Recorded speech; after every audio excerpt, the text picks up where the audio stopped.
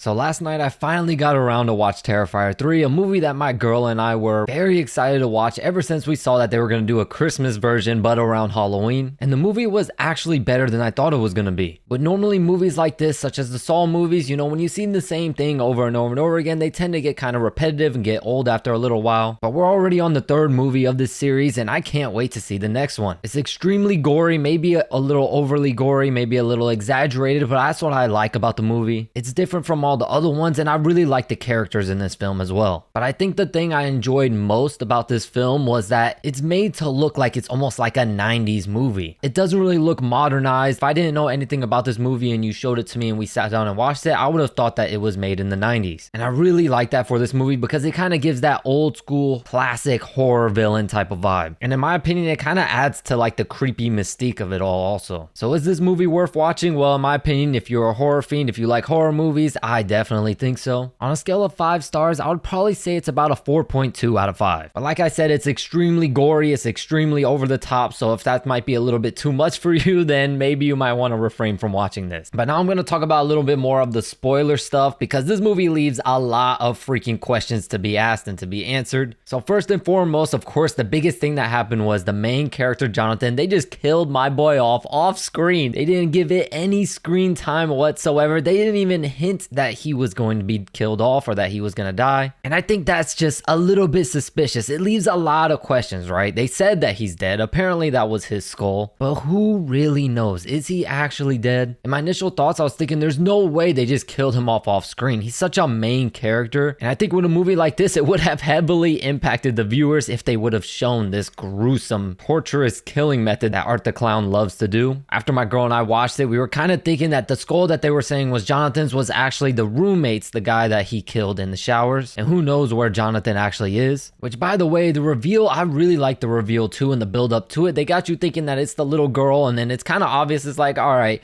maybe they didn't want to show Art the Clown and this crazy lady torturing this poor little girl. So they just killed her off screen, and then that's her skull. But then when they switched it and said it was Jonathan, it was an absolute shocker. But like I said, I'm not too sold that it's Jonathan. I don't know. I feel like they're misguiding us, and I think he's going to make an appearance in the next movie. But then I also saw something about the director of the movie saying that he did kill Jonathan off screen because he felt like it would have been disrespectful for a character like Jonathan to have gone through what he had gone through, and then to show him get tortured and stuff on screen, he felt like would be a little disservice and disrespectful to the character. But like I said, I don't know. Everything could be deceiving us for him to make a grand entrance in the fourth movie. But speaking of the fourth movie, there's clearly gonna be one because they ended us off on a cliffhanger where the girl clearly falls down to what looks like hell. And in the last scene, there was a lady on a bus who was reading a book. It said like the ninth circle or something like that. And luckily for me, I got to read Dante's Inferno back in high school. And if I remember right, there are 9 circles or 9 layers of hell, and the 9th is the deepest, darkest, and worst layer of them all. So I think them showing her reading that book specifically was kind of like a hint of where the main character Sienna is gonna have to go to try to save her niece. And then from there, we'll probably get some more deep-rooted details on Art the Clown and who he is and where he came from and how he came to be. But another question that I have is Sienna's father. In the second movie, they kept talking about him and mentioning him, and I kind of was thinking that maybe Art the Clown is actually Sienna's father, and still I'm not too sure on that, but